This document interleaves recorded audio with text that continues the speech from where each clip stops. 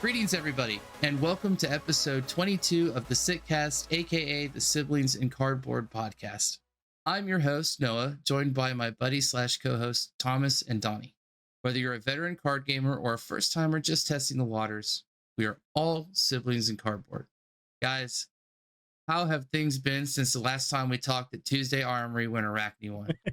Last night. Okay. To be fair, that was me in the finals, and it was me versus Arachne, and I had no deck for like 8 turns. Which is crazy. That was cool. That was cool to watch. That was actually super cool. And if I hadn't have rolled a 1, and I had to lean into Scabs a lot to get those action points after the Dread Screamers are gone, I probably would have beaten him too. Like, I had the setup, and I was grinding him down.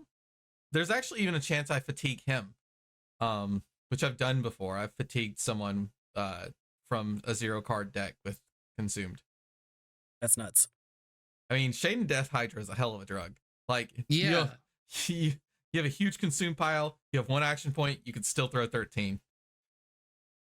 That's crazy. Yeah, you shared a screenshot in one of our group chats earlier. How big was that? How big was that Hydra? It was a Yeah, 26. Tara Lim from It was Lim, a Shade and Death 26? Hydra, and yeah. So I knocked her down to 1 health, and then flip consumed immediately after that and killed her with a Writhing Beast Hulk on the next turn. That's like, it's like you almost don't even bother going redeemed anymore. Anyway, yeah, had a great time at Armory. I know in one of my matches I drew 1 blue, 2 6s, and a Blood Rush Bellow 3 turns in a row. Which was, the crazy thing is that when you play the Blood Rush Bellow, you draw 2 cards too. So I had the perfect like 8-card gap. Yeah. Like, or the 6-card gap where I just consistently drew a perfect Blood Rush Bellow hand. So it's just like he's playing me, and I do a Blood Rush Bellow turn, and he keeps a few cards, and I go, no blocks. And I do it again, and then no blocks. And I do it again. I'm like, I don't know what to tell you, man. And like, Some games you're just destined to win. I mean, Was that's that all there is versus to Vi? it. Was that versus the... No. Which match was that? I don't know. I stomped all my first 3 matches. Arachne's the one who put me down. Yeah, yesterday I played Uzuri again just for fun, and did not go so well for me yesterday. Went 1-3. It was a yes. We've been doing this proxy armory for a while. For those of you out there listening, these guys know this, but we've been doing a proxy armory like the week before pre-release, and last night, the first round, I just got obliterated by a KO. Then I got beat up by Dromai, and then I lost to Kasai at the end of the night.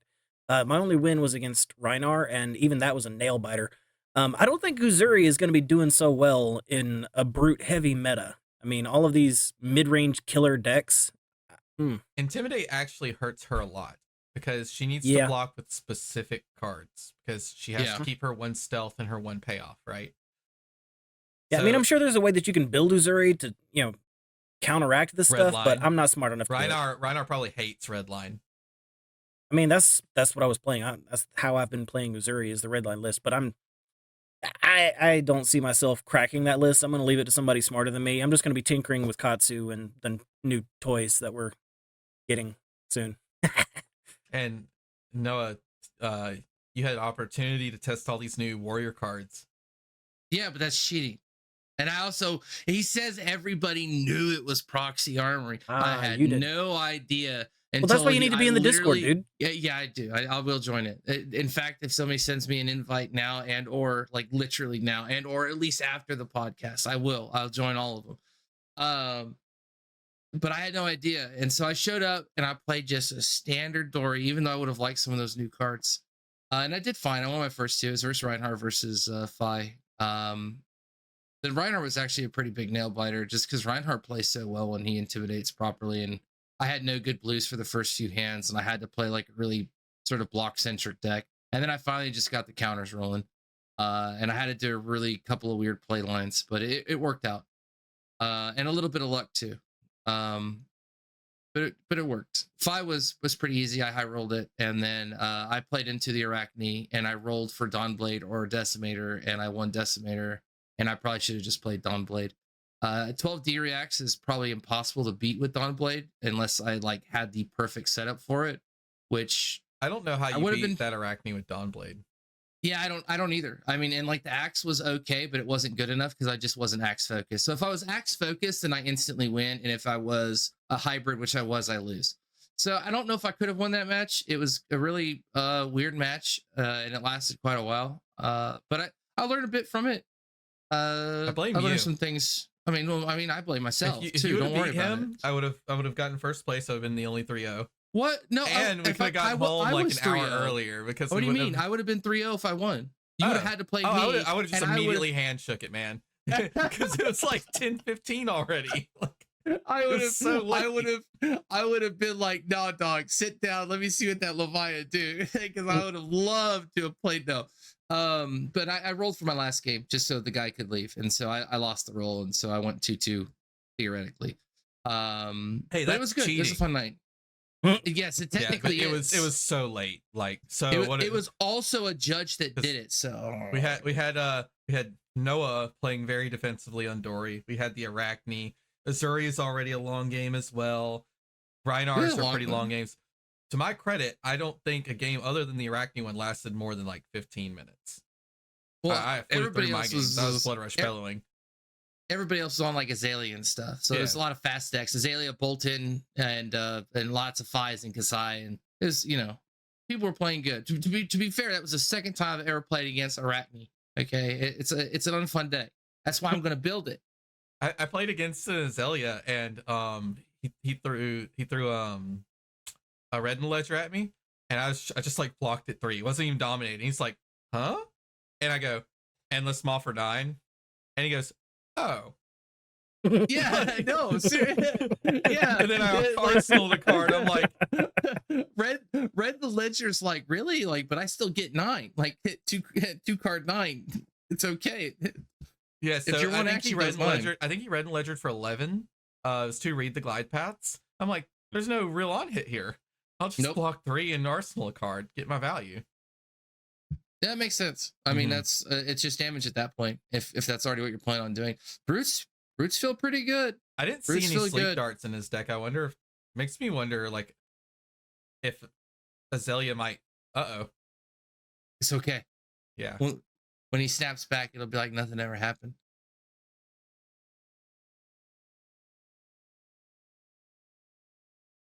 It makes me wonder if Azalea might lean away from sleep dart, and that's just a straight buff for me in the matchup. One of the Azaleas was definitely on sleep dart. Okay. Sleep dart has a lot of value going forward. Oh yeah. Hero powers or heroes need their ability usually. So man, especially KO. Because then those 6s aren't 6s anymore. So the armory that you missed out on was probably the most surprising one of the week for me. And that was, we had a commoner casual armory and had like 12 people. That like blew my mind. I never thought we would get 12 people for a commoner. Well, that was a lot of, it was because it was a casual play armory and we were getting the Melody social play kit distributed. So there was some really sweet swag being given out. Was there that probably a lot had a lot of new to do players? Not really, no. I mean, I guess Will's still technically a new player. That would have been his first commoner armory.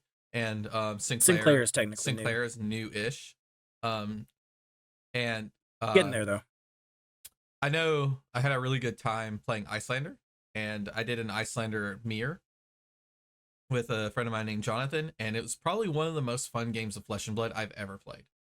It just came down to like that perfect like wizard ending where we're both fighting for priority and seeing who could run the other person out of cards at just the right time. That sounds cool. The wizard mirror you played in the last round though was not like that because your opponent drew nothing but red cards in the first 12-ish cards of the game, so it did not go so well. Yeah, to the point I'm like, how many blues are you running? And you're like 22-ish. I'm like, oh, that's right. Like half your deck's blue. That's what you're supposed to do. But it technically means there's a possibility for the top half of your deck to be red. Yeah. Oh well. It's the first time I ever played Icelander, and I was just trying to I was trying to scumbag a little bit to put it your way because I really wanted the Melody stuff. Like you guys know I've not made it any kind of secret. Melody is one of my favorite heroes in the game. Period. I love bards. I love the flavor of them, and it was I did my best, but I was trying to win it for you. I was doing my best. well, I still ended up with the hero. Oh, cool. Okay, you Chris won, I think. Chris won. Okay, so our buddy Chris, who also top 8'd in Battle Hardened Orlando, very good player. Mhm. Yeah, really good player. Awesome dude. And thank you, by the way, Chris, if you happen to listen to this. All right, so moving into the market minute, we've got ourselves a bit of a doozy. Not as many, because we're going to talk a lot about the top 5 and all the rest of the stuff we have to talk about. Great heavy hitter spoilers and how they all play out. And so you'd think prices would have went up crazy. Everybody be running around fire sale. Not yet. I just don't think things are solved yet. I don't think people have had enough time to play test. I think people are waiting for a more sound, results driven deck. I think there's a lot of ratios and talks and new attack actions. So I think it's going to take a second, but things are still on the move. And so weirdly enough, we've talked about this card before. It was a while ago. I think it topped at about 50, maybe it went a little higher, but it's Crown of Dominion. And so we're back on the Royal train again. And I don't think it's for Dromai. I think it's for people wanting to do Kasai. Has to be Kasai. Yeah, Definitely has to be Kasai. It's raise an army and it's coming. Everybody's going to raise one. I'm excited for it. But I just don't think it's worth it. Who knows? Like With all the new tokens and the extra resources, who knows? Yeah, you're giving up 2 block, do. but you've already got a ridiculous sized fridge anyway.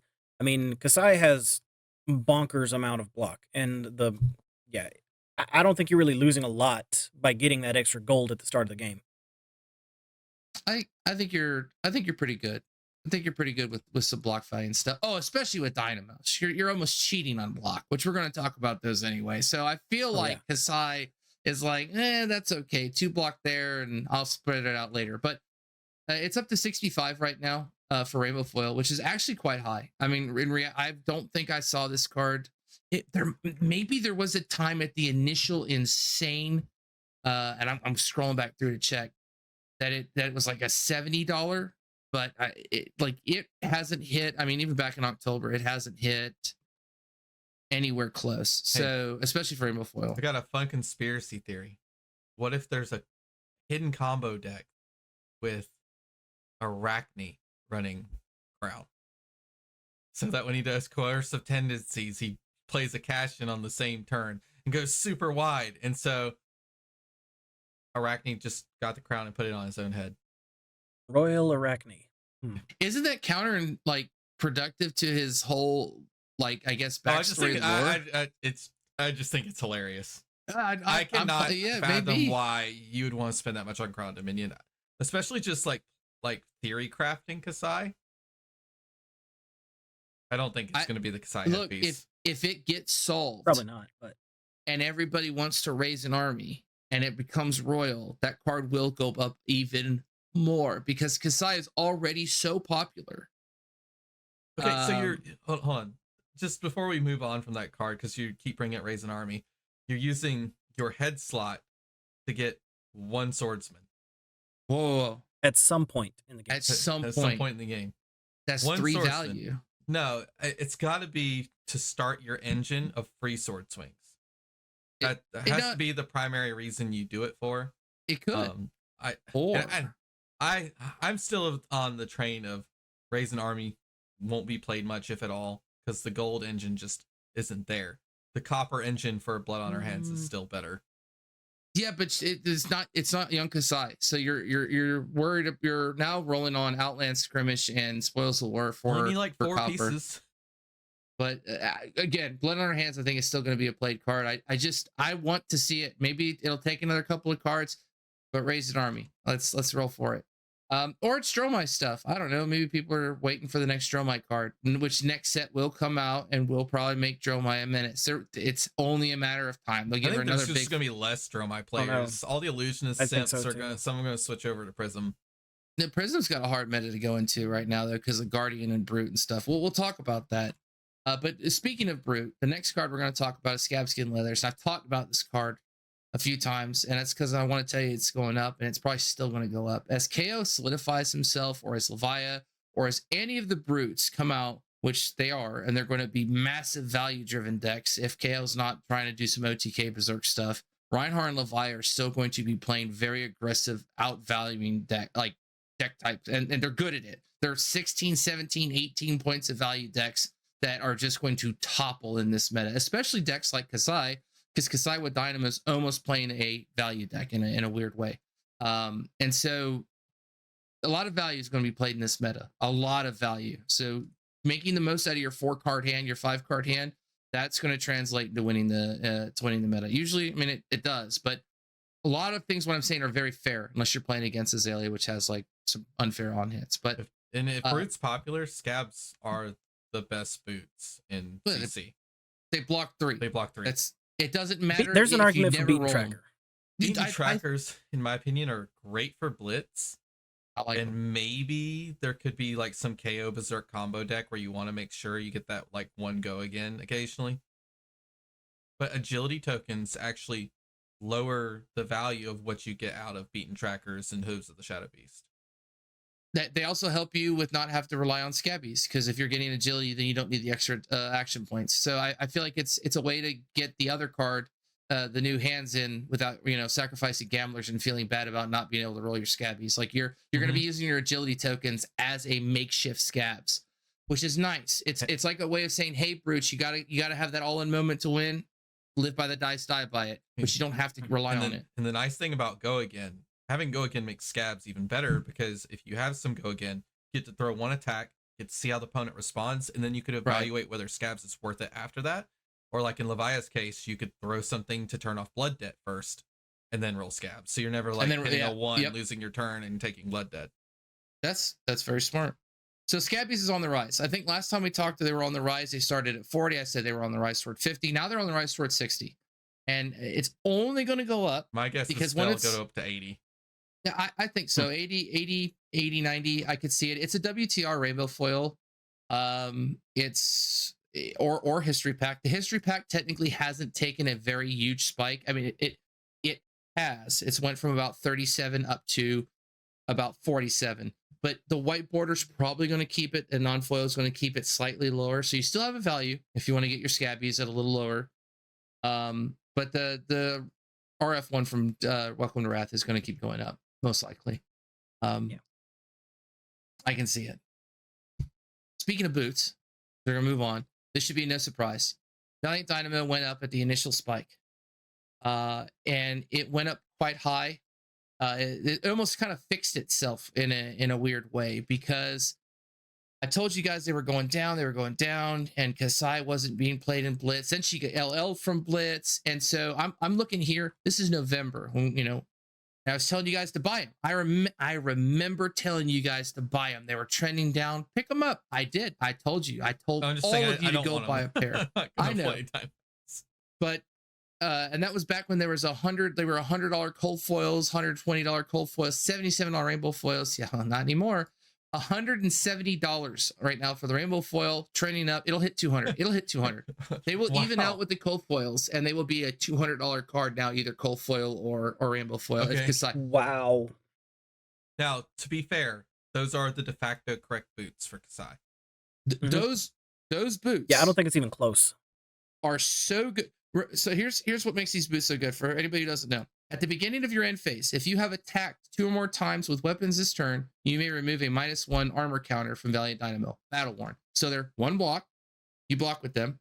You have 2 weapons, Hot Streak and a Centauri Saber, most likely. You will swing twice no matter what, because you have an exorbitant amount of Go Again, or they block Hot Streak because they don't want to take 2 damage, and guess what? They give it Go Again, because most cards are going to be attack actions. So you reset the Dynamo. Notice it said attack, not hit, not connect, not dance. It just said attack. So it's free. You're going to be doing this all game, and if you do it 7 times, that's 7 points of value. 5, that's 5. Yeah, you're cheating.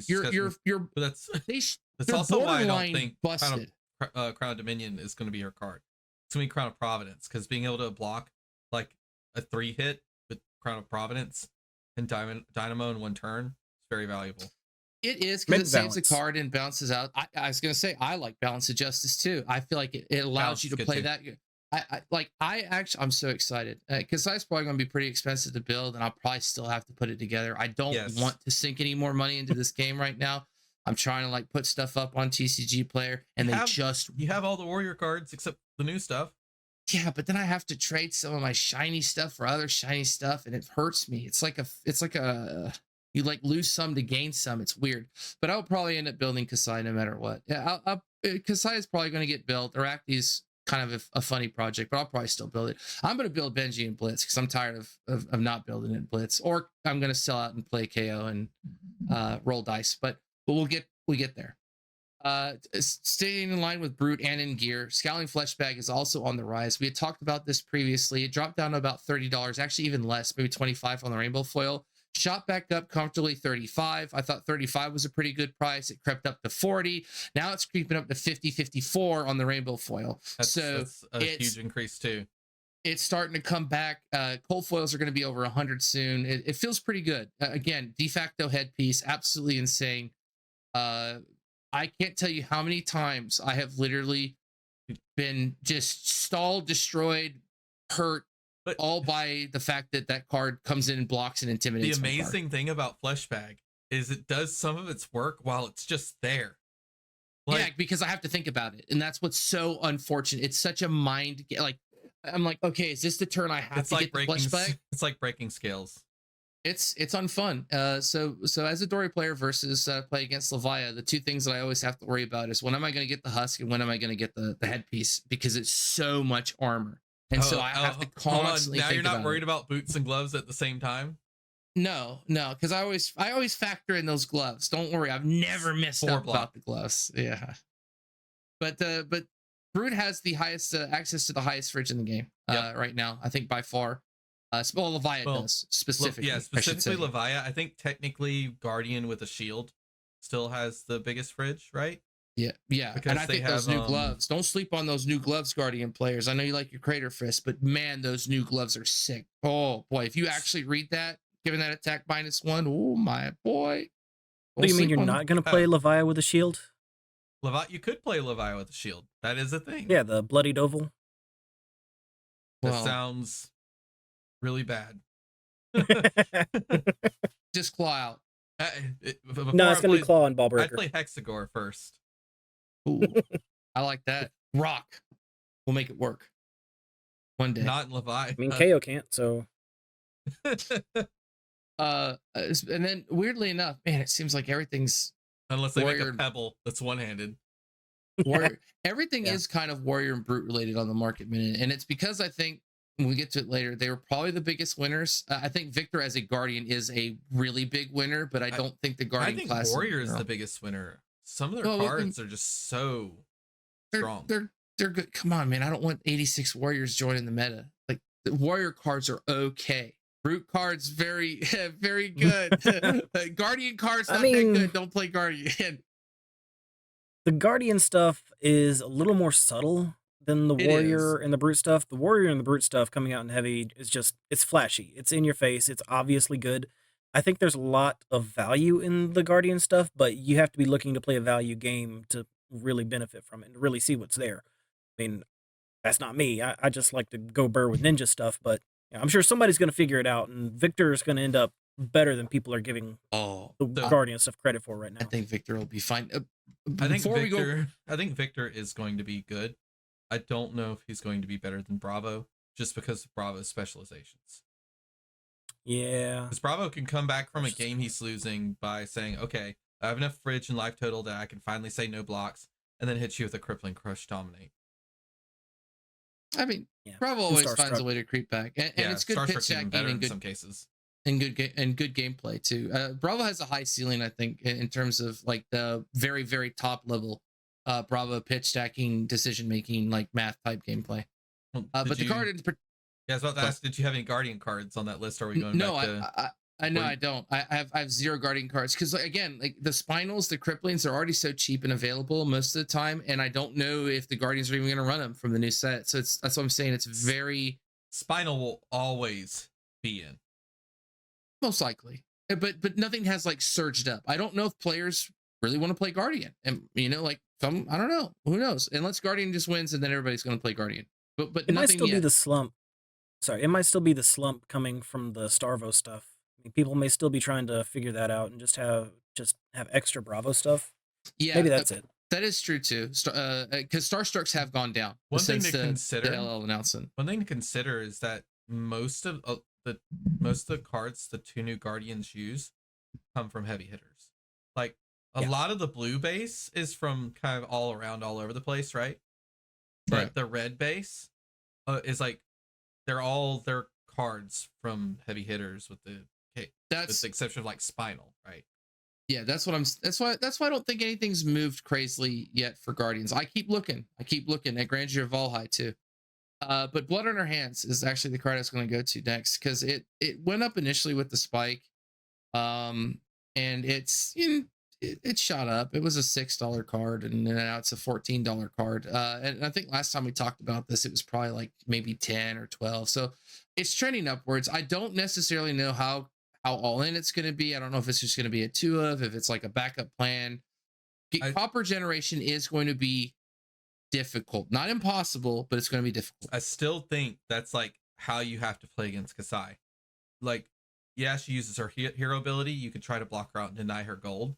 I think it's more important to block her out and deny her copper still. Oh, absolutely. If you know the Kasai is on Blood on Her Hands, you have to be blocking these outland skirmishes and these spoils. It's not just Blood on Her Hands though, because Cash In also trades in for 4 copper. So she can still have a go wide turn by cashing in 4 copper instead of 1 gold. To be fair, I would probably like root and pump my fist if she was in such a dire strait that she cashed in 4 copper instead of Blood on Her Handsing it. But it could be that she doesn't run Blood on Her Hands and just runs Cash In. Hold up. If you have Blood on Her Hands and you have the 4 coppers and you use your hero power, you're probably getting a gold token. Because one of the weapons is probably hitting, and you're probably getting a gold token from your hero power. Yeah. I still think Blood on Her Hands has to be run. That's why it spiked up again. I think it'll probably creep up a little bit more. I wouldn't go crazy. But if you don't have any, I would probably pick them up. Wait, I say this actually as there's only 1, 2, 3, 4 Blood on Her Hands left on TCG Player. Never mind. You probably want to pick them up real quick because you're going to be stuck with rainbow foils. All one of you. Yeah. Wow. This is that's actually a little bit different. Okay, so Blood on Her Hands really trending upward then, because that's not very many. Good card. Last one. It's warrior related again. I know it's unfun, but I actually like that this card is trending upward slightly, and that's Iron Song Versus. So Iron Song Versus is actually creeping back up just a little bit. Looks like the cold foil more because it was so cheap. People get to flash it out a little bit. What Iron Song Versus does? Iron Song Versus was a new arm piece that came out in Dusk Till Dawn for warriors. It's warrior equipment arms. Once per turn, action, pay 1. Your next sword attack this turn gets, when this hits a hero, create a courage token, go again. And courage token would then pop the next turn when you swung. Not like a might. So courage would come in, like if I use my sword, it would then pop on the attack or attack action or whatever and give +1. It's interesting to note that courage is like to agility as quicken, or I got that kind of mixed up, but you know how quicken and agility are. Quicken, yes, it's you courage and might. Use it.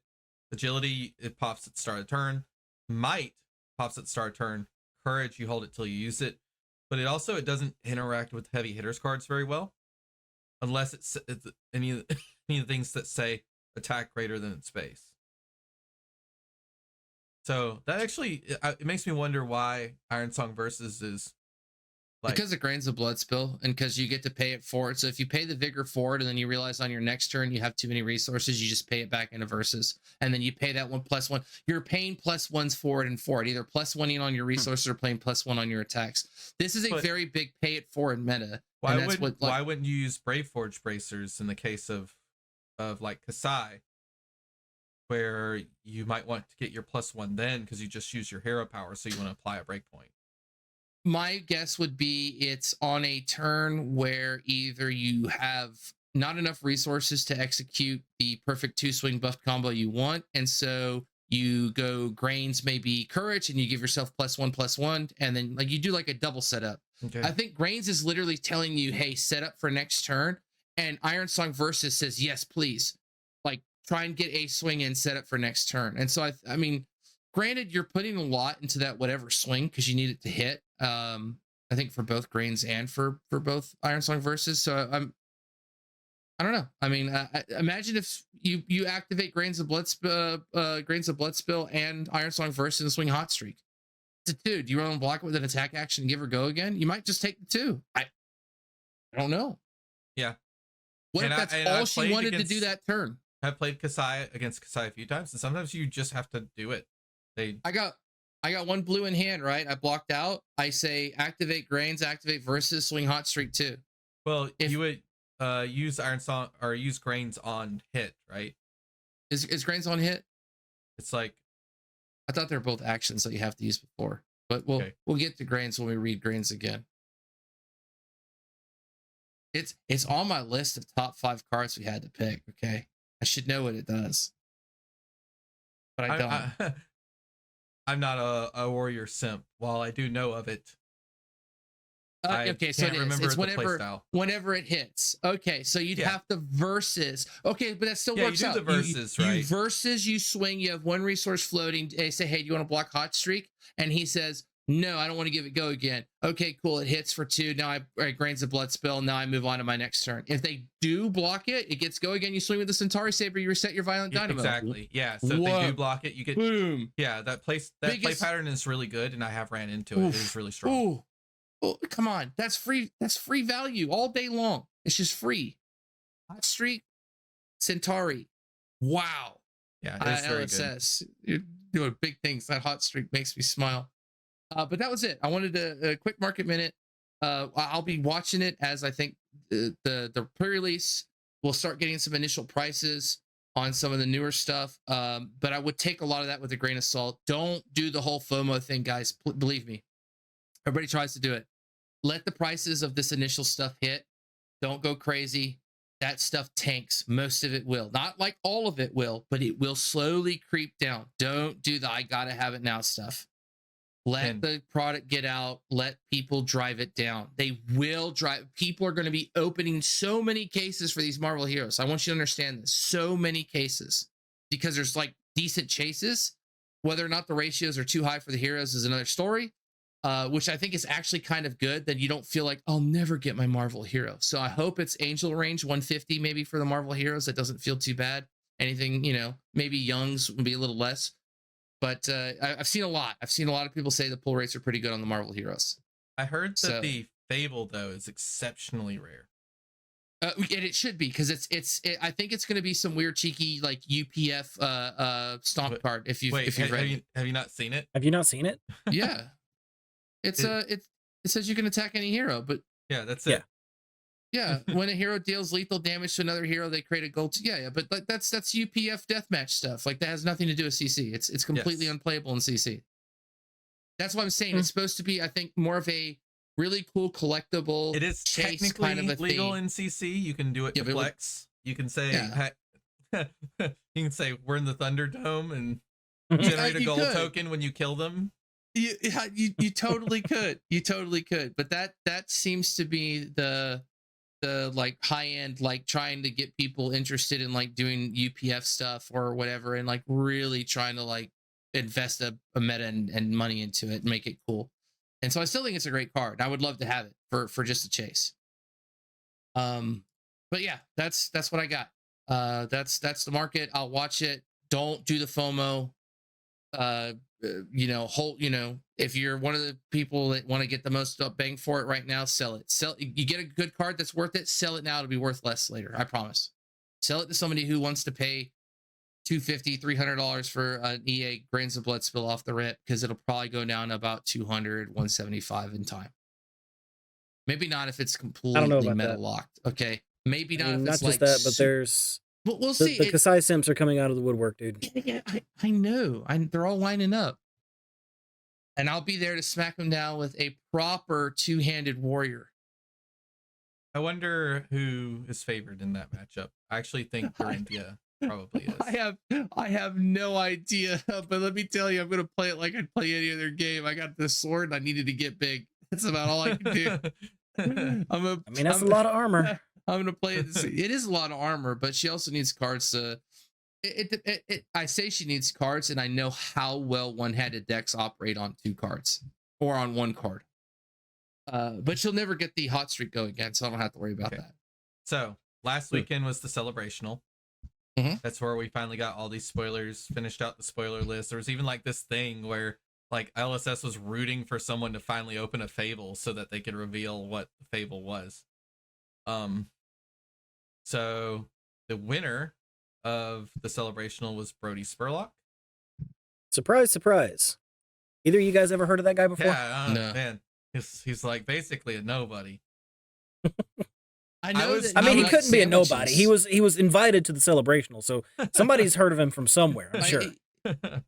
He's really good at having a sandwich on him at all times, which is smart. Yeah, he powered up right there in that final round. You have to. Yeah, did you see the way he wolfed down that ham sandwich right there before he went in for the kill? That was the first time he had ate the whole time. Dude, I bet that kid's crunching like the Da Vinci Code of cards 90% of the time, and he's good at it too. And then he's like, I gotta eat. Like he probably gets like a reminder, like, did you like I gotta eat? And like by all rights, he should. You gotta think straight. So I thought the formats were really cool. Like it was like a very mixed format. It's like what was it? It was like Blitz. It was Underdog Blitz. Then it was Heavy Hitters Precon. Then it was Heavy Hitter Solo, and then Living Legend. That's wild to me. Like that, like stream of games that you have to play. Yeah, so it definitely shows some ability to adapt very quickly because you're having to like you're playing precons, and I think they randomly gave them out too. The start of each round. So you had to win with 3 different precons. Oh, really? Wow. So it's not like you just end up with the strongest precon. That's super duper cool. Yeah, man, that's actually super fun. Okay. That was probably one of the coolest tournaments to watch, with one of the most fantastic grand prizes that you could possibly get in a TCG. But I don't know about Brody's card. Yeah, I was about to say. Did you guys see his submission? Rooting against Brody just because I was actively rooting against Brody. Of course, you would, because the other card was for a ninja. It was basically and it was so good. It was so good. Brody like Silent Auction, and his card is called Silent Auction. It's been memed on pretty heavily because it's very word heavy. It's like a Yu-Gi-Oh card. Good. Yeah, we need some of those. So at the start of your turn, each player may pay 1.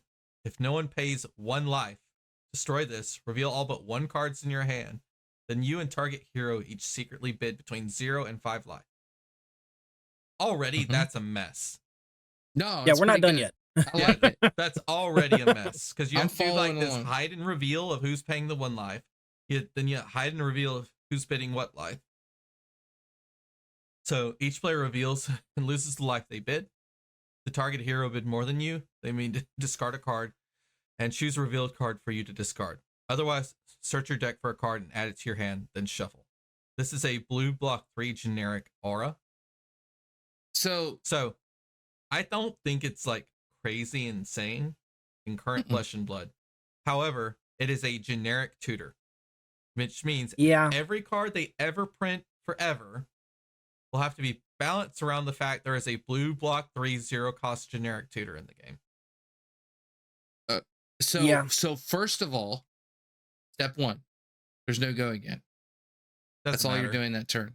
Step 2, you literally just bid 5. If you tie, nothing happens. Like no. The owner wins ties. If the targeted hero are you sure about that? If the targeted hero bid more than you, is when you lose it. The owner of the aura wins the tie. So they could just bid 5 life. And in fact, I would like this better if it literally just said, play this on the beginning of your next turn, lose 6 life, search for a card out of your deck. I think the card would be effectively the same thing, better, but still broken. Like, I don't think that a generic tutor should be in Flesh and Blood. I think the really funny thing is if you wanted to leave it as is, make it a merchant card. Yeah. That effectively makes it unplayable, but it fits in the merchant class. I mean, right now, the first thing that I think about when I think of this card's applications is probably Vincent. But I do too. we'll have to see. Because she could It's- actually like abuse the loss of life on her turn. Well, she can also tutor an aura out Well, with the other card that just came out. Also, yes. I think it has to be hold Runeblade, doesn't it? Hold on. I'm pretty sure that you can Runeblade let aura. the silent auction go off and choose that as your initial trigger and then have your hero power trigger. So you could search out a rune gate card and then banish it from your hand. Because it says at the start of your turn, and your hero power is also at the start of your turn. It's your You should turn. be able Yeah, to you'd be able to you should stack be able to triggers. reorganize. Yeah. So this Yeah. card, and maybe Brody's like, I want to sneak a card in that makes Vincent really, really good. I mean, Well, maybe dude, that's it. Just go all in and make it Runeblade. I would, if this said Runeblade on it, I'd be a little scared, but I wouldn't be like, this is potentially going to break Flesh and Blood forever. If they changed the name and made it Shadow, that'd be pretty cool. Shadow Auction. Yeah. I would dig this. Make Yeah, it like a that'd be yellow, cool. so it's got some downside, or 2-block, since Runeblades have lots of 2-block. Two block. A blue 3 2-block. block seems. Yeah, blue 2-block maybe. It still It'd might be too three strong, kind of scary. but this would definitely be something you'd play in Vincent. Yeah, it definitely doesn't need to be a generic, but Shadow, I could definitely see that as a strong Shadow card. Man, That'd actually be really flavorful. That'd be a home run in my opinion. would I play this in Levia? I might. Hmm. Because sometimes controlling your life total is very interesting. I don't know. We'll have to see what the final product actually is. Yes. 'Cause this was just a placeholder to kind of get an idea of what the contestants wanted to submit. So I assume that there'll probably be some tweaking and stuff, but I think it's a very interesting card. I like it. It's really mind gamey. It has some counterplay. It You does just pay not one. have any counterplay. You can just pay 1 or pay 0, and they have to pay 5 because they have to respect that you'll pay 5. So they're paying basically 5 life to go tutor a card. That's not a big it cost. depends on when this card comes out in the game. Like if it's early game, yeah, you'll probably pay 5 and not think too much about it. But if you're at like 10 life, I think So, even I mean, like, I think even at 10 life, that when you play this card, if you pay the 5 life, you're still doing like a 5 or 6 card hand with a card you specifically chose out of your deck. Seems kind of good, right? Like you imagine, like there's times you can imagine this. If you play it in Bravo, I'm pretty sure you're about to get hit with a very dominated Starstruck with a pummel behind it. yeah, probably. probably.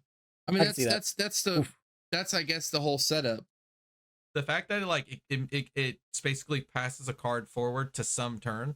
Another interesting thing is that But pay so- 1 life actually kind of gives you more agency as the owner of the card, because you could pay 1 life to delay the trigger on purpose. Yeah. So Yeah. as Vin said, you can keep paying 1 life to turn your RuneGate life loss cards on. Yeah.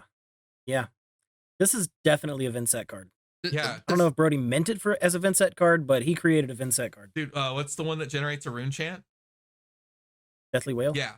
Deathly Whale with this card sitting out in play is insane, because you're always getting 2 rune chants. So good. I don't know. Yep.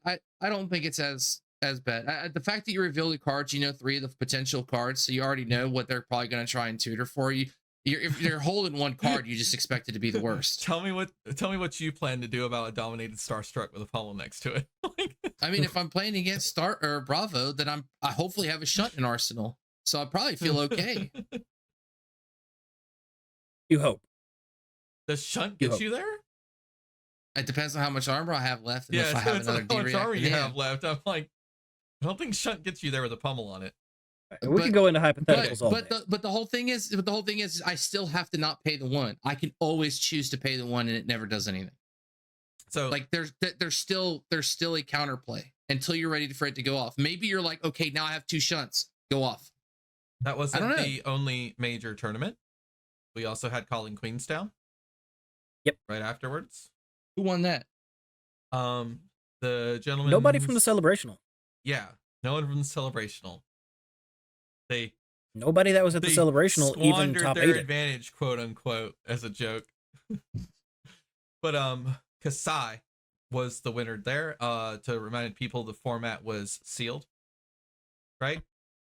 So yeah, sealed with the top 8 draft. Yeah, sealed with the top 8 draft. So Darren Ying on Kasai took the winner.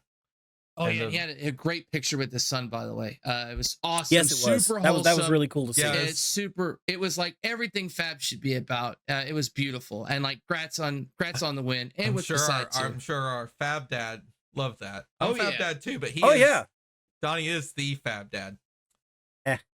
It was really cool seeing that picture because it made it look like the kid was actually the winner of the tournament, and I'm sitting there thinking like, holy crap! I know that there's a guy on Twitter that's always posting about his sons like over in the Philippines or Malaysia or somewhere on that side of the world, talking about his kids are always cleaning house at the armories. I was wondering, did this kid just win this calling? What on earth? That is freaking cool. That was it had me going for a second, and I got really excited, and then I'm like, oh. It's the dad. Cool. Good for him too. So the top 8 draft was 3 KO, 3 Kasai, 1 Betsy, 1 Victor. I actually think that's going to be the general archetype. Think so? Yep. You might have a Rhinar sneak in every once in a while. And I tell you, if you sit down from a Rhinar in draft, it's either a free win or you're about to get ran over. Well, this is sealed, I thought, not draft, that means right? he has a critical mass of 6s and he is coming for you. Yeah. I thought it was sealed. Was it sealed or was it draft? Top 8 was draft. The top 8 was okay, draft. the top 8 was draft. Okay. That makes much more sense. Okay. Yes. I don't think we're going to see Olympia almost ever unless Anti-Up is involved or the Olympia our headpiece is a pivotal part of your strategy. Yeah. I think you'll always go Kasai. Her ability to take advantage of gold to get more swings is just hugely impactful and limited.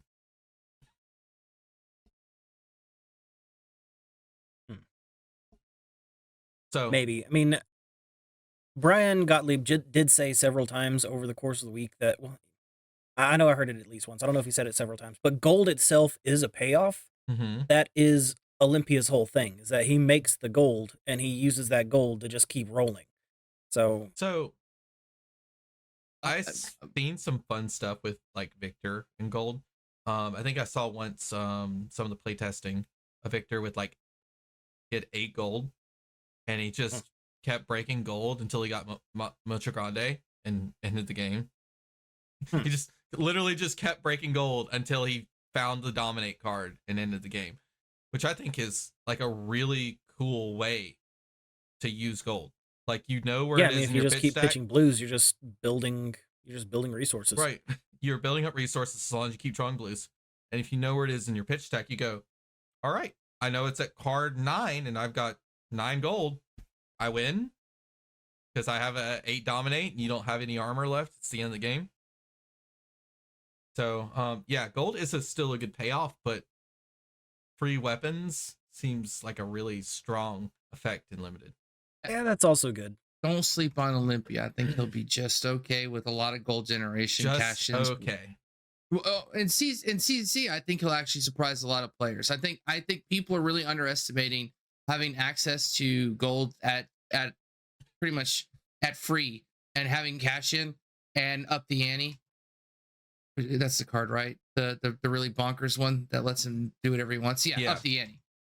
So like he's going to have a lot of cards in hand. He's going to have a lot of resources. That's going to be a lot of damage. I think there's going to be some wombo combos with Mr. Olympia. So there was also a battle Don't sleep on him. A heavy team draft. So I'm not 100% sure how a team draft works. You guys sit there and you together collectively take the cards in order, I would assume, right? Yeah, but you have 3 people. Wait, did each person draft a deck? I don't know. I have to go look at those rules. I don't know. I'd have to look up the rules for you. Yeah, that's actually something I'm not experienced with. Your own deck, then I assume you sat next to each other and like that. I'm taking this to give you this to give you that. You're not passing to each other. Okay, well then I'm wondering, then either you're drafting all 3 together. tables of 8, and it's kind of organized like that. but I don't know. Maybe it was No. team sealed and then team draft top 8. I have no idea. We need to figure this I just happened to see it on the page and like, oh, that's neat. Well, that's why I was joking because I was like, I know he won again. I was like, Brody, Brody Spurlock, Michael Fang, and Dennis Zhang. No way. Yeah, they put it away. Those guys are good. They're very good. Hold on. Did each one of them somewhere during the game get like a Brody like special power? So you know what that's like? Remember Space Jam, right? That's actually a fun thing to say either way. Special but, water. It's Brody's special ham sandwich. He just says, Michael, I see you're like slugging on those carts. And he just hands it. And then all of a sudden, it's like Popeye and spinach. Well, dude just starts playing out.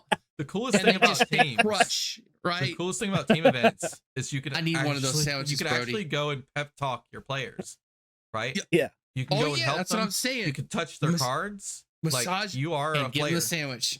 I'm telling you, he was handing out Mama's finest sandwiches. Just dig in there and give him that shoulder massage. Shoulder massage, sandwich, set. Brody, stay hydrated too. I'm coming for one of those. I'll need him a smack on the butt when he stands up. Absolutely, whole team sports. It's good stuff. I love it though. I honestly, I've loved it. I've had the pleasure of watching them play live. It's masterful. It's like art. It really is. It's wonderful to watch high level gameplay. And they do it really well. There's still always a little bit of controversy about watching Brody, even though he's a great player. His games go long, so long, and his celebrational long. Games were extremely long. Very interesting to watch. Just under 2 hours for that last game, right? But dude, take your time, Brody. I'm all there with you. I'd nap there with you. I don't care. It doesn't bother me that much, but it's really hard on the casters.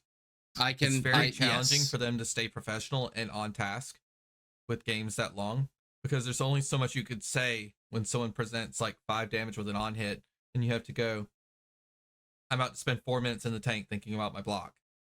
Like, yeah, every time you get priority, that's kind of ridiculous. I mean, we don't have to dive too deep into this. I have very strong opinions on it, and we don't have to get into it, but I really think that LSS should reevaluate what a reasonable amount of time is in a top 8. You don't have to put a whole time limit on the top 8. I understand that you want people to be able to take their time, but 5 minutes every time you get priority is kind of ridiculous. It's bad for spectating in general. Absolutely. I can understand that. We've talked about the idea of maybe some weird personal clock or something that happens after a certain threshold. You get like 2 minutes and you're dipping into some weird like personal clock. And so at least you have a way to think on the ones you need to think about, but then you're not trying to think too hard on the ones that you probably already know.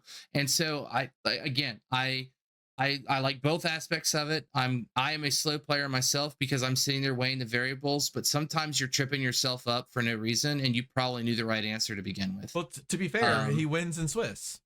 I know. That's what, like, yeah, that is true. So I can't. Maybe it's just a confidence thing that Brody has. He's able to make the snap decisions that he needs to in Swiss. But then he starts second guessing himself in the top 8. I mean, I don't know the guy. But it might be. That might be me. I don't think it's even like a player versus player problem or a professional play problem. I think it's strictly a spectator problem. Yeah, it is rough on the spectators. It's rough on the casters. And if you're going to be casting try and cast most of your top 8, a match between Starvo and Lexi should not last 2 hours. We've had this same problem when we used to shoutcast like Heroes of New Earth tournament play, where we'd have a pause for 30 minutes and we'd have nothing. Like what could you possibly talk about for 30-45 minutes of just absolutely nothing going on? And so we would devolve into Double Dare 3000 and other, like you'd go off tangents because you just have to. I think Flake did a great job. I think everyone working with him did a great job. Oh, he's great job. Professional. That meme with Brian Gottlieb is one of the funniest things I've ever seen. He even posted about it today on Twitter, which killed me even more. He was like, I'm tired of seeing myself. He wasn't really like angry about it. He's like, man, now I'm memed up again. Now he's a meme. He's memeing on himself. I love it. It's kudos to him. But yeah, no, I can understand that with the casters, and you got to give the casters some leeway. Then, if they start going off on a tangent, you got to understand that you can't it's a Brody game. Cut away from the game because then when the play does start, I get it kind of happens rapidly, right? Well, what I'm saying is I think some of the the silliness is like it is totally warranted and fine in situations like that. So that's why I'm saying I think it's a beautiful, happy balance, and I think you should want that. I don't want it'd be so dry if it was so technical. So I do want a little bit of fun, but we can move past on that. So let's wrap up with going into the pre-release weekend. What our like top 5 cards, and I don't know if maybe you guys got to do both lists, but I suggested breaking it up into constructed and limited. I did limited and constructed. Yes. Okay, who wants to go first? I got a little bit of each. I don't think I got 5 for each. I'll first, because then everybody can be really sad if I actually hit your cards. Because I hope I hit some that weren't on your list. You guys should have already known I was going to pick one of the cards, so maybe you strayed away from it. But maybe you just think it's really good. I'll do CC first. The Prism Weapon Luminaris Angel's Glow is absolutely busted. Not as busted as you think. The card will be up there, but for those who are, have you played against it? Solely listening? No, I haven't. It's really good. It is, but I like the way, and I think you should check that out too. Nathan did a reverse engineering stream where he talked about how the weapon is good, but she starts at 32, and it almost makes it so if you go too heavy on the yellows, you kind of lose your other matchups. So if you want to maximize the value, you're going to lose your edge on other matchups. And so it's very balanced in that. Did you know you want to lose 3 heralds in a turn? Yeah, you're talking about Nathan Crawford of the card guys. I have all the Prism stuff right there ready to go as soon as they tell me it's game on, because Dory cannot play into Prism. I refuse to. Herald of Erudition, draw 2 cards into Herald, another Herald. If that one gets popped, use Footsteps and another Herald. I see what you're saying. Seriously, if any of those hit, I'm ready to go. You get to proc an Angel. And you get to build. If any of those hit, guess what? I know. Herald of Erudition is coming in again and getting 2 more cards in hand. The Herald of Erudition loop is disgusting. If Prism can keep Herald the Angel of Erudition out for like 3 turns, the value engine is crazy. And if you've ever had a Prism get Library of Solana out on you, it's just I didn't even know that was real. And it's I don't have rough. Somebody needs to. I need a Lucas Oswald, Will Bradshaw. Somebody needs to send me one of these hot Prism lists so I can just start losing. Prism is playing with 7 card hands every I'm sorry, turn Justin. when you have Library of Solana and Angel of Erudition out. All right, I'm gonna go pick me up a Library of Solana now, and Luminaris Angel's Glow definitely has a reason it's in top 5. Yeah, well, 100%. Again, no, cards really good. Makes Prism better than playable. What's your next one? Prism is real. Grains of Bloodspill. Obviously, I think it's going to be the best warrior. Well, it is. It's going to be a really good warrior chess piece. Even more so for Dory, maybe. I don't know if it fully replaces Courage. I think the extra agility gives twinning a lot more 3-swing patterns, and so I feel Courage gets a little more value on specifically just that turn you're going to 3-swing.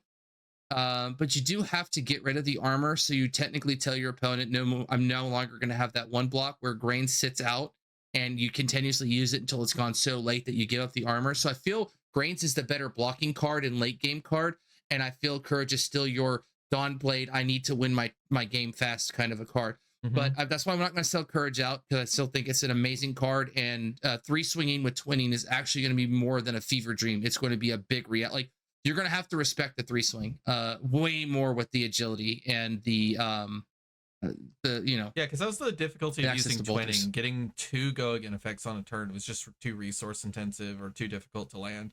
But now that you can kind of get an agility the previous turn and then a go again effect, it feels good. Apex is twinning a specialization? Is twinning a specialization? It is a warrior action card. Yeah, it's a warrior. Ooh. It might have Dory on it. She might not have a helmet on there, but it's every warrior gets to use it. It's just you have to have an extra action point, aka go again. But Dory specifically gets to swing again because of her hero power. That's where the 3-swing comes in. I think the most you could do is potentially swing that weapon 1 more time. So it'd be like Centauri, but Centauri, they only want to swing twice anyway. Most of the warriors, they're doing it 1 and 2. Dory's the only one that does the 1, 2, 3 with one-handed weapons, or 1, 2, 3, 4 technically with one-handed weapons with twinning. What's your next one? Apex Bonebreaker, because it makes Brute's Fridge even better. You definitely want to block with it. It's a card that literally has temper that says, please block with me. so you're incentivized to block with it. So I block a 5 and a 4 breakpoint, which are some of the hardest breakpoints to want to block. 5, maybe not so much. You throw a 6 every once in a while, you feel okay. But like 4, you hate giving 6, and it's like, oh. And 5, sometimes you hate giving 6, so it's perfect. Block my 5, block my 4. If you're a Dash IO player, you hate seeing people with ready block 5. Block 5 is the nasty number for you. So that's that is my my third pick, and that was the Brute legendary gloves that say if you block with a card in the gloves, you generate a might token. My other card, fourth card, is Blade Fury. It is something I didn't proxy at the army that I probably should have. It is a 0 cost warrior attack reaction, target weapon attack, very specific, target weapon attack, gets +2. Your next weapon attack this turn gets +2. It's pretty good. It's the first 0 for 4 they've ever created off of it. It finally won above rate. No Iron Song response or prize. Like it's crispy. I mean, the fact that it's the first 0 for 4 warrior attack reaction, right? Yeah, so that's what you're referencing. and it's not reprise dependent. Nope, like not at all. It's like yellow Iron Song response with another yellow Iron Song response for the next swing. Let me tell you what in my favorite thing. I go Naked Dawn Blade. They say no blocks because they say not today, Dory. You want to glint? You glint for no card. And I say no. I say run through Blade Fury. Now I'm gonna swing next one for 3, 5, 7. Oh, please. I can't wait for this card, man. That's beautiful. Run through, big stonks. I love it. I love Blade Fury was on my list as well. Okay, all right. Last card though. I don't know if anybody has this card. I just read it. I was like dying reading it. I said, "There's no way this is real," and I got to go find it again because I want to make sure I take it all in with everybody. There it is. Cast Bones. Aha! Bet you didn't see it coming. Brute action. Reveal the top 6 cards of your deck. Create a might token for each card revealed with 5. Each card with 6 or more attack revealed this way. KO. They're all 6. Put the revealed cards on top of your deck in any random order. In a random order. Yeah, it's random. Oh shit! I thought you got to. If you got the pick, whoa! You do get the information. Yeah, that is true. So you know approximately what your next hand is going to be. So true. It's still really good. And then is really crazy. The one downside, it doesn't have go again. Yes, I was going to get to that. I thought you got to stack your deck, which you don't, but you kind of get to. At least you get to know the 6.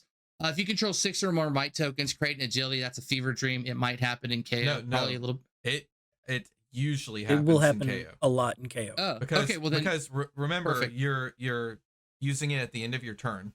So the optimal way to play Cast Bones is put it in your arsenal, and then the next turn you do like a wild ride. You generate a might token. You play Cast Bones. Now you only need to hit 5.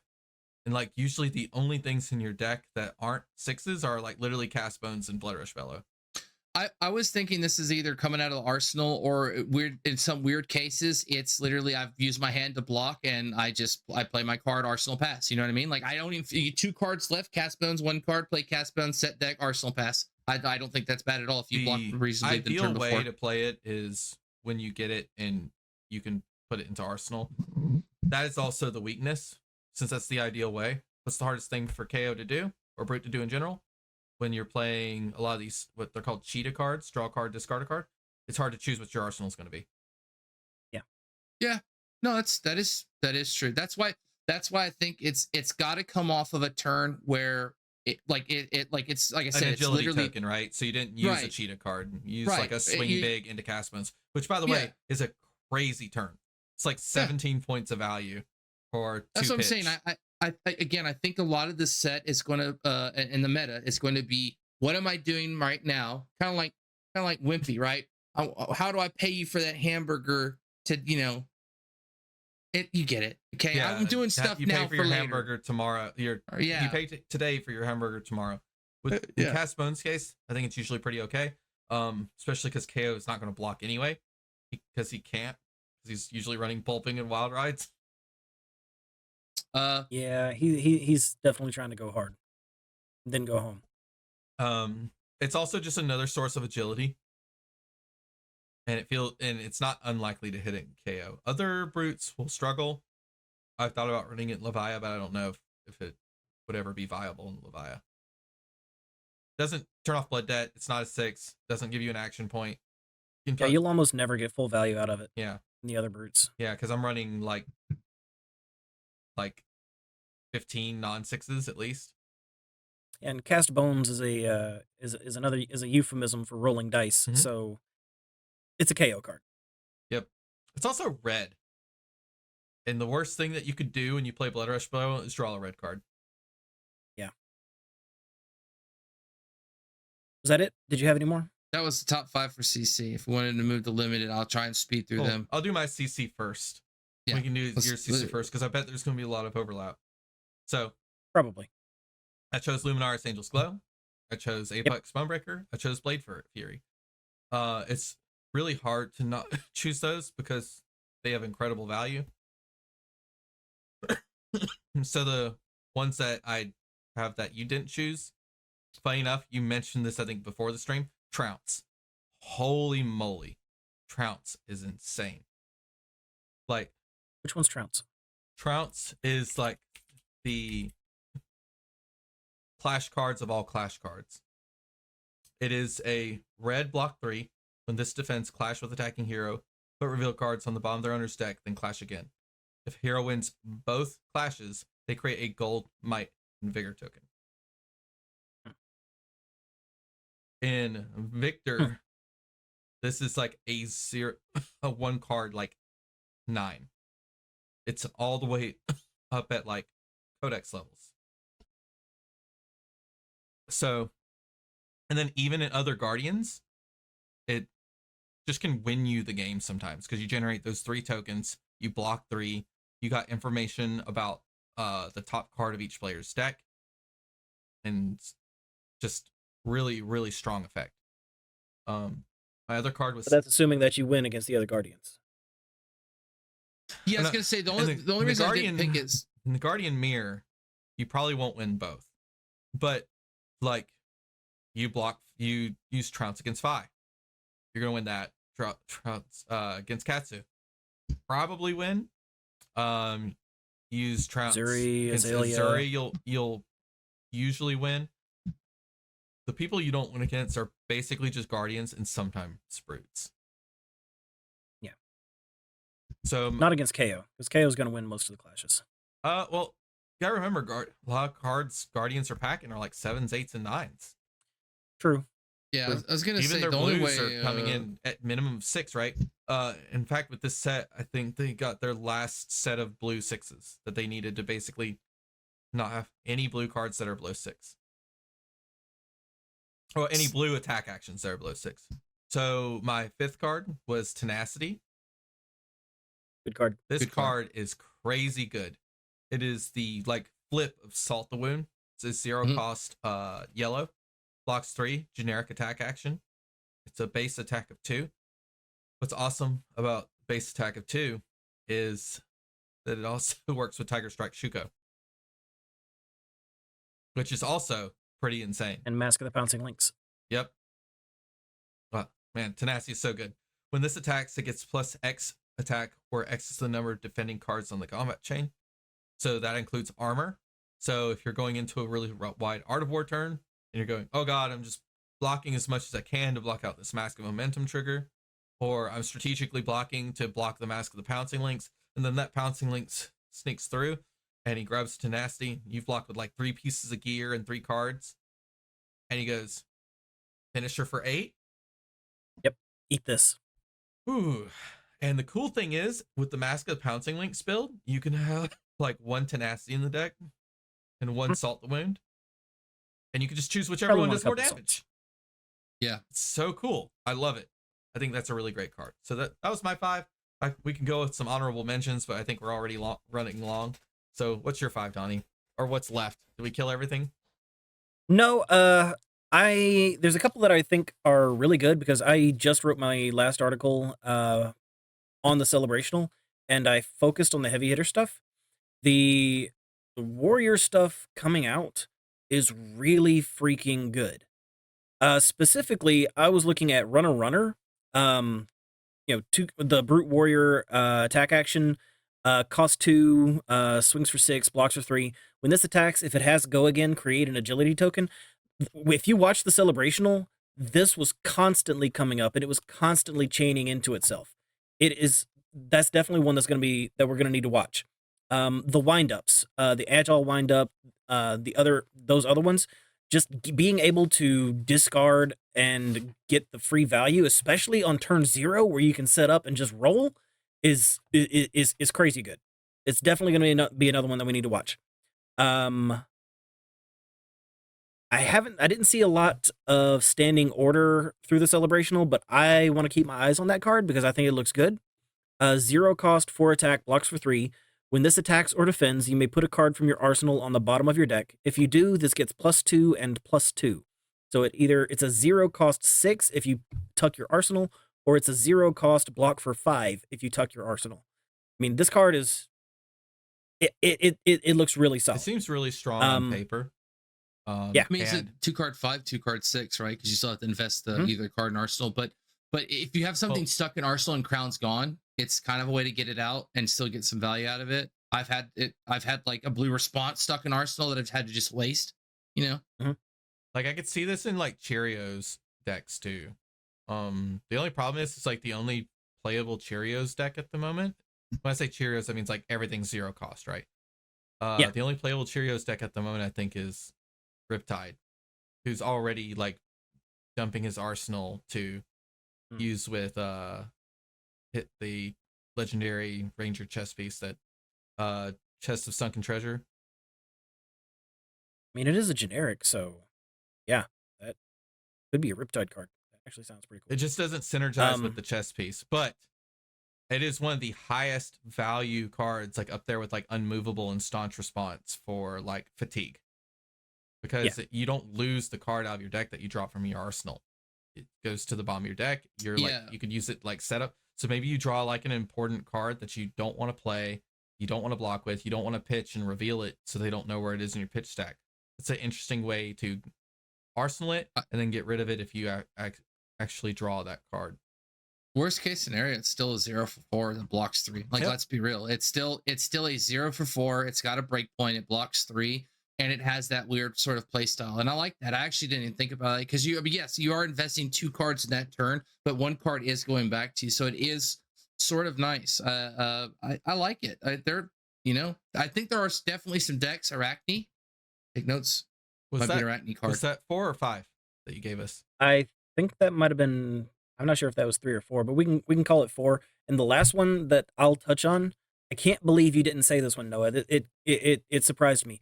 Commanding Performance. Oh, I mean, come on. There's so many. I don't want people to play Warrior. Stop telling them that Warrior's good. That was one of my honorable mentions. If my stuff got Commanding Performance looks so good. It's busted, but don't tell people that they're not supposed to play. This guy is psyopping on our podcast. So Commanding Performance is a 1 cost block 3 red. Your next warrior attack this turn gets +3 until the end of the turn. Your warrior attacks get. When this is defended by 1 or more attack action cards, destroy a card in the defending hero's arsenal. Go again. Oof. Clearly, it has some weaknesses. It doesn't proc on blocking armor, doesn't proc on D-reacts, doesn't proc on non-attack actions. But most decks are mostly attack actions. And this card says, so there are some ways to play around this, right? You just let the first hit. You throw the D-react out of arsenal to save life. Then the next swing, that's when you could block from hand and not lose your arsenal. But it allows, especially Dorinthia, to control the pacing and order of how cards get blocked. And Dorinthia loves that, by the way. Dorinthia loves having control of how the opponent blocks. Right? Right? Yeah. Stop. Okay. Yes. Dory does like that card. It's Dory's greatest weakness is a D-react from Arsenal. The fact that it procs on the defend is before the reaction step is absolutely amazing. It basically tells your opponent you can't block with those attack actions that you want to block with and save your action cards. If you're a ranger, you're gonna have to start throwing some of those pumps in front of it if you got something in arsenal you want to keep. Oh, it's so good versus ranger. They're blocking with 2 blocks or they're losing their arrow. This is a way better version of plow through. And anytime I ever try to make plow through work, I now just get to play this card instead. So thank you, LSS, for giving me a way better plow through. I mean, I didn't want I trust me, I know that's a good card, but I didn't want to pick all the warrior cards because I play warrior. Otherwise, they'd all be on there. Well, let's move on to top 5 limited. All right. I didn't give you guys any like restrictions, but I hope that you didn't just choose a bunch of majestic cards. No, I tried to pick rares and commons. Perfect. I tried to pick as many commons as I could, but I'll go through them really like quick. If you like said, man, this majestic is such a bomb, you probably immediately go like 3-0 in your pod. If you get this, that's fine. But like if your whole list is majestics, I think you missed the heart of the analysis. No. I wasn't going to do that. I thought about it for a second, but then I was like, well, how are you ever going to get a majestic? You touched on them, I think, originally in the CC, but all the wind-ups, I would assume, the agile, vigor, I think they're going to be even amazing and limited. The way I see the set working, especially in some of the sealed play, I don't know. I haven't watched it. I kind of like to be surprised myself and just lose. But there's a lot of 2-card 7, 2-card this. And if you don't have the agility set up beforehand, that might be your entire turn. I'm going to, here's my big 7 attack coming at you. So then I'm going to be blocking 2 because I'm probably not going to cover that other breakpoint unless you're wagering. I'm going to take 1 damage and I'm going to return a 2-card hand. And so we're going to kind of do that over and over again. But if I don't have any go again and I've got 2 attacks and 1 pitches for an instant agility, like, oh my God, of course. And also turn 0 high roll, you're already going second. If you get to discard something on your opponent's first turn and you're going second, you're just like high rolling even harder. And that's really good in limited. And I think all the cards are going to be good in limited. Well, agility tokens are good in limited. Holy crap. Yeah. They're correct. I think so. I think agile windup was the one I had written down, but I just put all the windup series. But agile specifically, it's a 3 for 7. I don't think vigorous windup is great. You're like, probably not. Because what are you gonna do with the extra resource? Well, if you discard a blue, you turned your blue into a red. Yeah. Well, okay, that's true. But mighty wind up and agile wind up, especially in KO, you turn on ball breaker, you turn on claw. Ooh, so good. So they were there. Wage Gold was the second one. It's on my list. Universal. When this attacks a hero, you may wager a gold token with them. The reason is it's a 3 for 7. It's wagering gold. Gold's going to be important for a couple of the heroes. It's also, again, a 3 for 7. It blocks 2. Leaves you open too. You're drafting. It does. And so I like it. I think it's a solid pick. I'm not going to tell you it's like groundbreaking, but I just thought it was really solid, and it's something I'll probably be looking at. Next one's Test of Strength. Trying to pull up another gold generator. Yeah, but it's a generic block, 0 for 4 block pretty much, which is solid. When this defends, clash with the attacking hero, which is going to be very prevalent. The winner creates a gold token. So gold generation through clashing. If you're clashing against like a Kasai, which you're probably going to win, maybe not in limited, but you most likely are going to win depending on how the deck is built, or if you're a guardian or a brute. And so I feel it's a very good card. Other than that, it's still a 0 for 4. You get to cover those pesky 7 breakpoints we just talked about. That's actually 2 cards, block 7. Good, way better than block 6 if you're leaking damage. Going to be a very slugfest meta, and so I really like that card. Next one is Lunging Press. Aha, that's right. It's a Lunging Press. This card might actually be a menace at rare. When you do WTR, maybe you see like 2 or 3 of them in draft pod. They're not rare. Common. It's a common. It's a common blue. Right. So I get my pitch value. And if I'm Betsy, which I'm going to be looking to play Betsy anyway, because I want to sneak those wager hits in.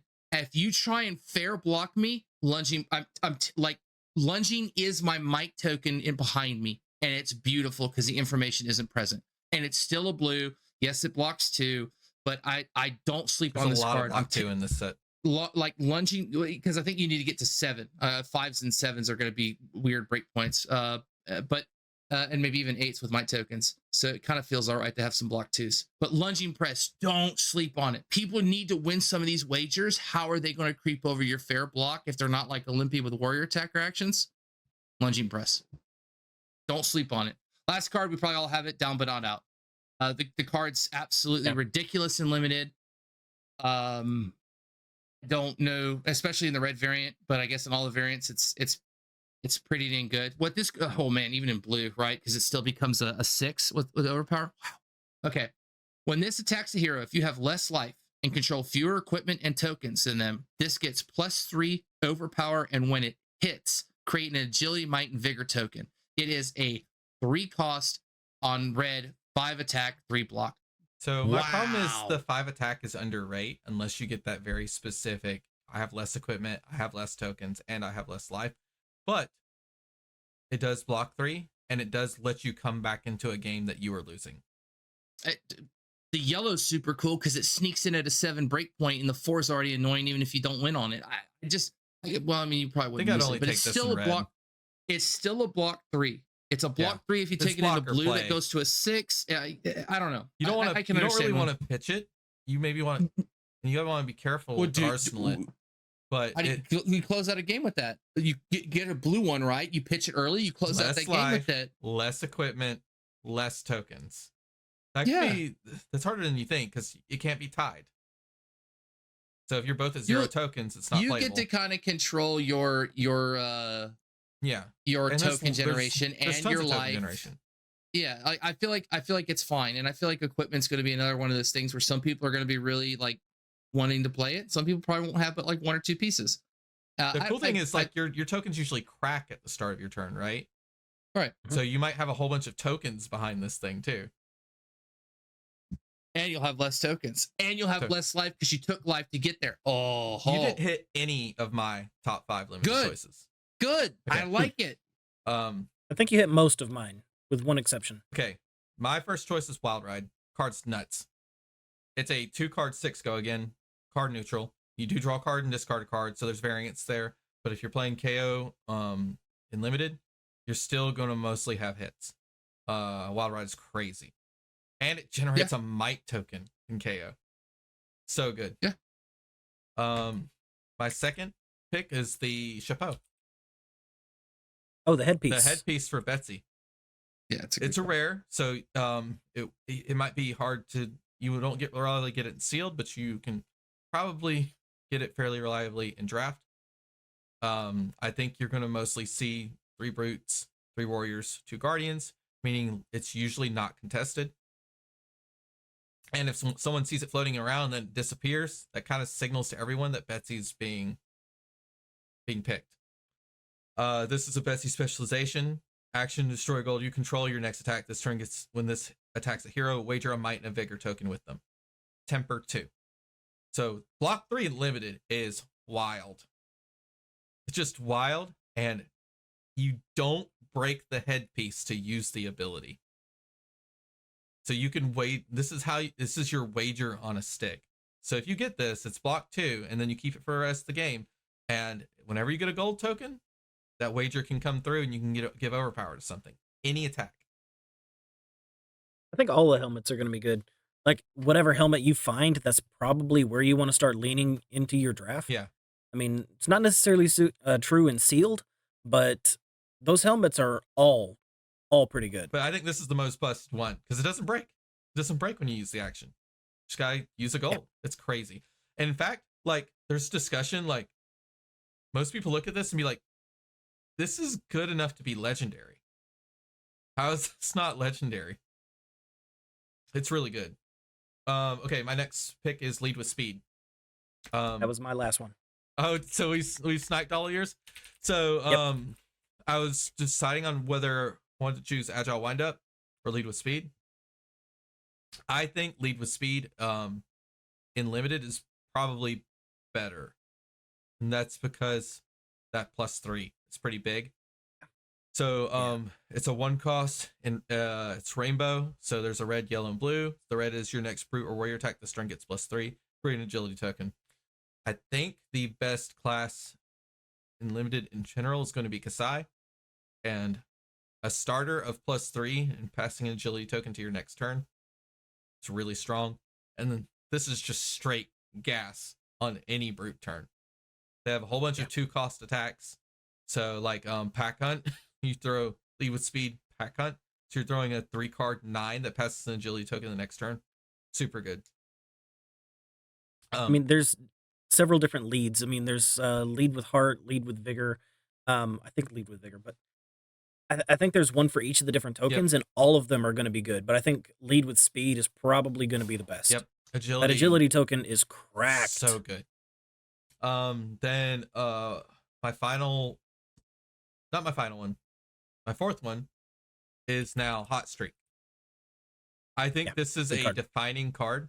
If you get this in a pack, this might be a pack one, pick one, go Warrior. Hot Streak is so incredibly strong because the only effective way to kill people in this is in general attack actions. So you need attack actions to finish out the games. You're not going to be all in on your weapon. Warriors might be, so maybe Hot Streak's a little less good against a Warrior matchup, but that go again effect that's just built in is so strong for not only just leaking damage, because they go, okay, I can't block it without giving them go again, because it just leaked 2, and you go, fine, here's some attack reactions with that.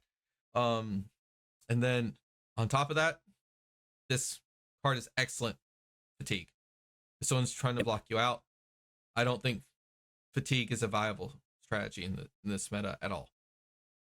No, I don't see it. Not if your opponent has Hot Streak. Okay. I mean, just in general. I mean, I was paying attention online. I think it was either Facebook or Twitter one. There were several people talking about their experience with the calling. Oh no! It was Arsenal Pass. And I think it was Hayden Dale that was talking about his experience of people presenting, 35, 40 card decks, and those people were all eliminated in the early rounds of the calling. You want to get to there's too much damage. You want to get to your power cards. There's too much damage in this format. My last pick, might surprise you. It's Concuss. You even know what that one is? I was gonna pick Concuss, and then I pulled away from it because it was Guardian only, and I was trying to be more generic, but it was on my list. And the reason is the red and the blue are just so good. So there's a ton of block 2s. Concuss is a 3-cost 6 in red, blocks 3. So it's a little underrate, right? But it says when this hits a hero, if the attack is greater than its base, they discard a card. There's a good bit of might tokens in the game. So if you have a might token, it pushes this up to 7. And they either have to take like 7 damage, or they have to block 7. And if they take the 7 damage, they still lose a card. And then in blue, it's at 4. So it's a break point. So this is like a fantastic end of game card where you're maybe losing, you just can't get the tempo back. You finally manage to keep a card.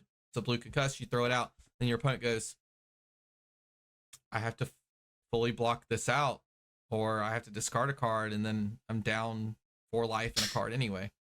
So, I mean, it depends, obviously, if the other person has an agility token and they're trying to go wide. But if you're on a two play, 2 block kind of cycle, like, then they're just like, well, I guess I lose my card and I just still buy 3 for 7. I go 2 card 7. I just agile wind up you next turn, 2 card 7. And like, that's still good because I'm throwing a breakpoint back at you.